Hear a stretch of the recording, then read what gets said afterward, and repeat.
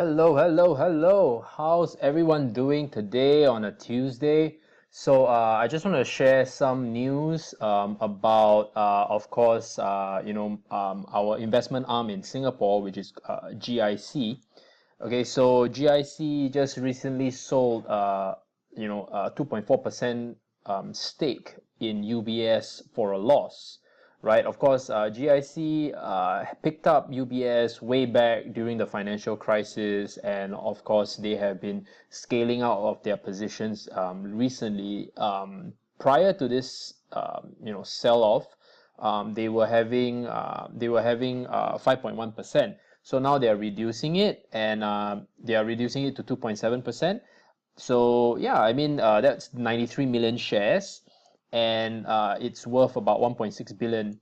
UBS is, of course, is worth 1.6 billion as of Monday's close. So I think this piece of news is pretty important to share with you guys, because Singapore is a financial hub, and we are always looking out for all these kind of things. And of course, naturally, when you see a company like GIC, or at least they are looking at the law. I mean, they don't find that the financial sector is usually one of the first signs where you don't have where the first signs of any kind of financial weakness, you want to let go of it. So I'm just saying that people who are in crypto at the moment, take note of all these things happening in your own countries, right?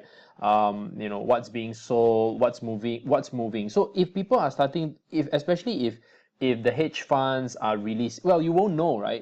If hedge funds are releasing are releasing any bank stocks or financials, because those are for private investors. But when news like this catches my ear, and my dad actually told me about this, so I was like, oh, okay, and I've always believed that the bull run of the stock market has to come to an end at some point. So these are the first signs. I wouldn't necessarily say that reducing your position is anything. Maybe it's just a rebalancing.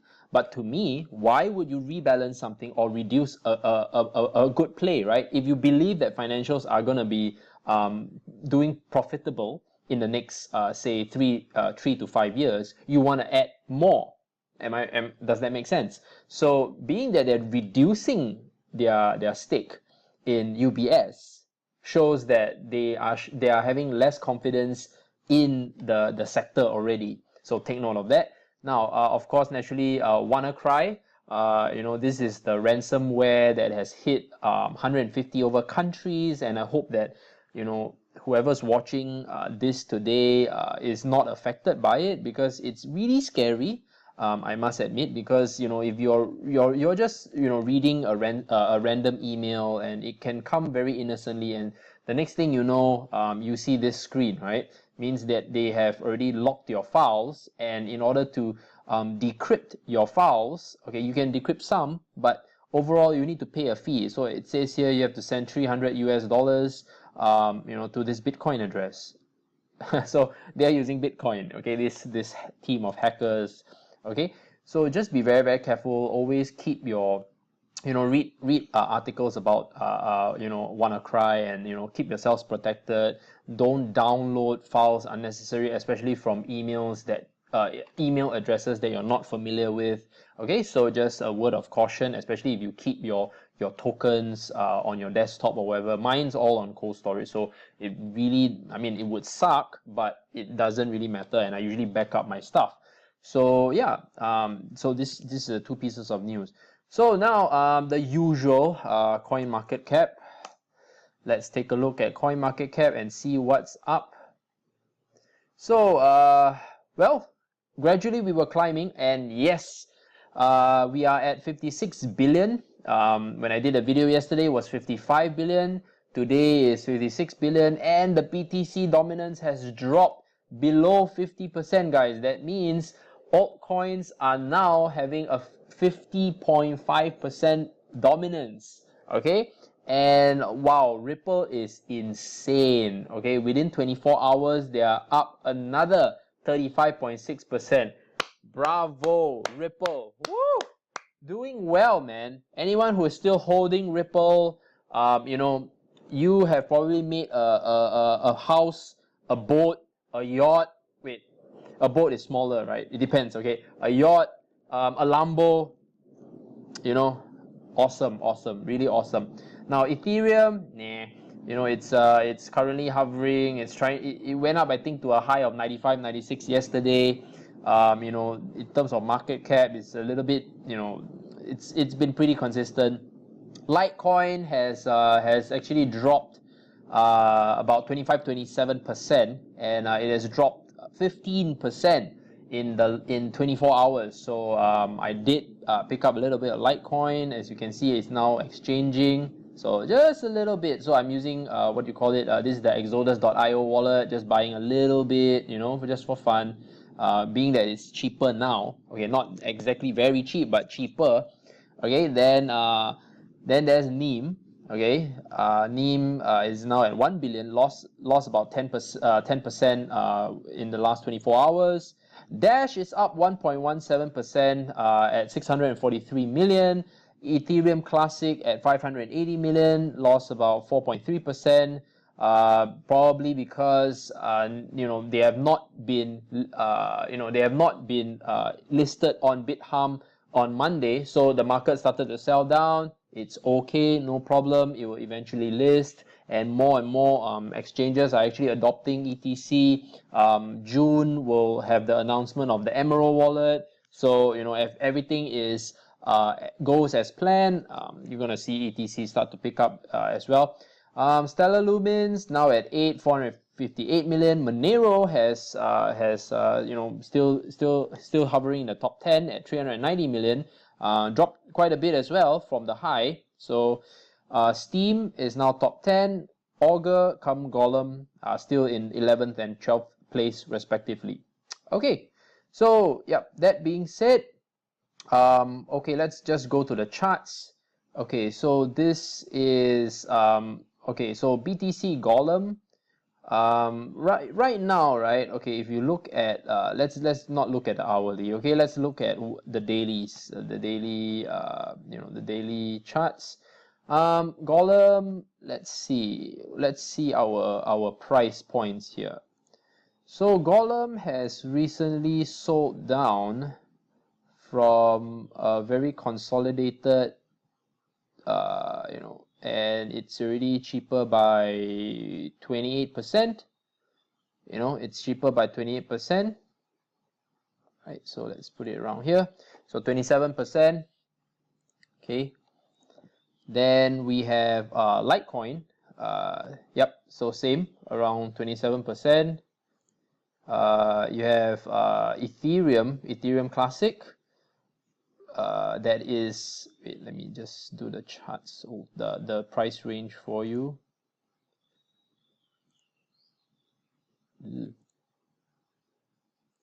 Okay, so same thing from the high, had a meltdown. I picked it up here, guys, when it was here. So now it's let's just do here. Okay, sorry, let's just do here because that's today, right? Still okay, 25% cheaper, thereabouts. Showing some green candles finally after the sell down, started to consolidate. Looks like it's on back up again. Then you have, of course, Bitcoin not doing too well after it hit 1,009. I anticipate Bitcoin to actually probably reach about 1,600, you know, around here. That would be a nice place to pick it up again, or at least hope that it turns, right? Because if it turns around the 1,600 range, or 1,620 range, you can look at it, because that's where, you know, you see, as you can see, it's selling down strongly. So people are releasing their Bitcoin. They're taking profit, guys. It's had a good run. Just look at the run. Okay, just look at the run from just March alone. Okay, just March alone. Oh, sheesh. Wait. Okay, sorry about that. Just March alone, Okay, yeah, so let's just put it around here. March 25th of March to where it is right now, it's 97.14%. Okay, so does it consolidate around here and continue the uptrend? Well, it is June, so it is going to be, it's coming to June, where all the traders start going on holidays and so on and so forth. It is yet to be determined, right? Because this is a very different market. And if you want to play safe and you've made a little bit of profit, I think when you sell, you just sell and relook at things later. Okay, maybe scale out of your positions. You don't have to keep holding every single bit of Bitcoin, right? You can scale out, use the strength or the profits and pick up some coins. For example, like I mentioned, like Golem is cheaper, Litecoin is cheaper, etc is cheaper. Go for the cheaper ones, right? Go for the ones that have sold down and take those profits from Bitcoin if you were in Bitcoin, and scale out. Let's say you entered with $1,000 on your Bitcoins in March, you would have almost doubled up, right? Scale out, leave your initial capital in Bitcoin. Okay, that's a good practice. And take those profits, look for the cheaper altcoins. That's how you make money, because you're rolling on capital that is already, that you're actually rolling the profits. Okay, so that is one thing. Now, for anyone who is starting off, I think using the exchanges is actually not a bad idea, right? It's very straightforward, very easy. You just enable the wallets that you want, and then yeah, you can enter already, right? You can enter. So I think the most important thing is just picking up coins along the way and learning to at least have the tools to know when's a support level. Okay, when you know when a support level has a particular coin has reached a certain support level, you should buy. You should buy. If it's 25%, 30%, 40% cheaper, you should buy. Okay, now what you are gambling now is on something like this, right? When I did the video yesterday, it was at 14,000 satoshis. Okay, it was at 15,000 satoshis. So who would have guessed it increased another 35%? I tell you, Ripple is having bigger powers here, guys. For a market cap of 12 billion to increase another 35%, I tell you, this is something that's heavily manipulated, and if you're lucky, you're gonna make money. But if you're not lucky, you're gonna get caught, especially when it starts to sell down. Am I gonna short it? No, I'm not. I'm just observing the patterns, the volume. It's dying off. Okay, the volume is dying off, but the whales are still playing it, right? Someone's still wanting to get higher and higher, and you might get caught. Okay, I don't want to touch it. I'm not recommending it. I'm not even giving any kind of levels. I'm just telling you this is way parabolic. I'm not touching it. Okay, so that being said, just be very cautious. Especially when you are in Poloniex, right? This is like, okay, this is entertainment, right? The troll box is like entertainment. You can see people, just talking and having fun.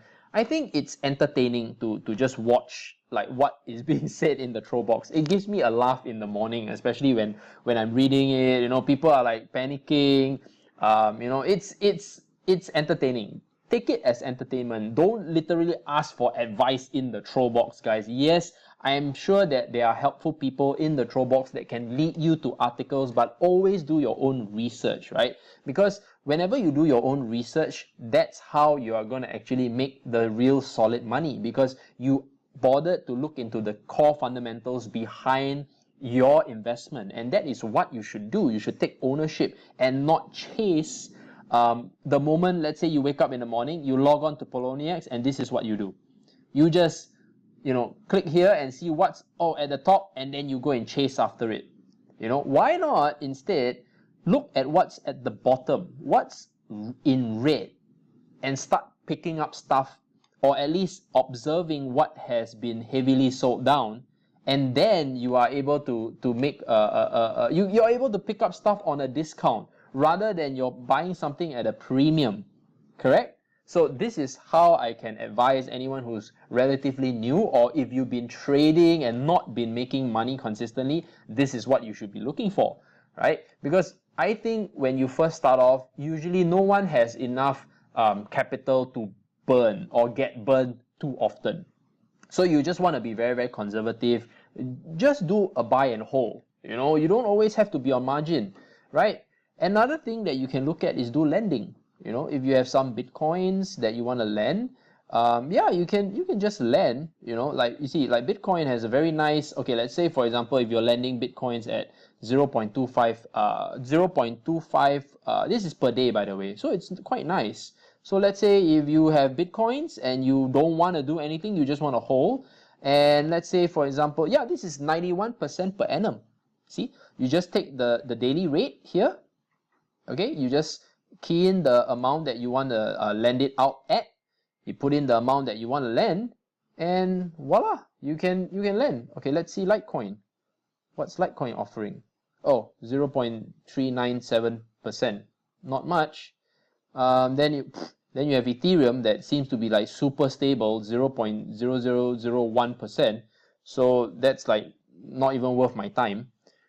Yeah, so you see, if you want, you can lend Bitcoin. It's currently at 91% per annum. So you can maybe lend for 5 days or something like that. You know, do something that is do something that is you know, worth your time, right? Do something that is worth your time, and you know, see where you can make the best investments during that particular period.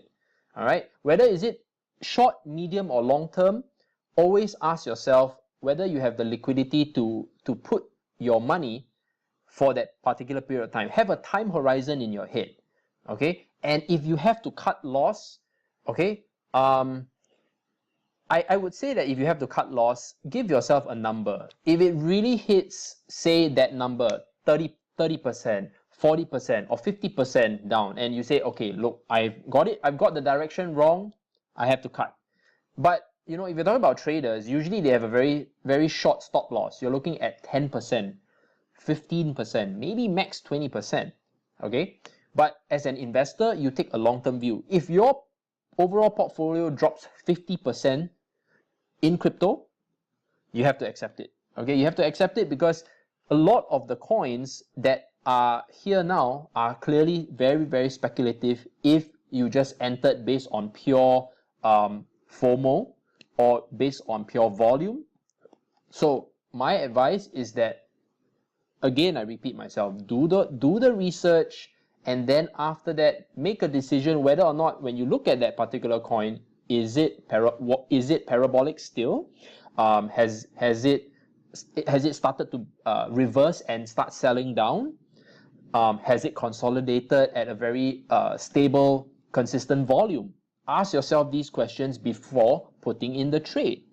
And then from then, you know, I am sure that if you take all these advice and put it into action and application, I think I'm pretty confident that you're gonna be making a solid return by the end of the year, even next year, because you did the research, right? And most importantly, of course, do a lot of cross-referencing. Make sure that you know, you are always reading about the markets, what's happening around the world that could affect cryptocurrencies, you know, adoptions, monetary policies. All these things come together. It's a macro view as well, not just turning on Poloniex, Kraken, Bittrex, Bitfinex, and just doing something and hoping for the best that tonight you can go for a splendid dinner. That's not how it works. So once you have all these things in play, you should be making some solid money and real profits. Okay, so that's all I have to say.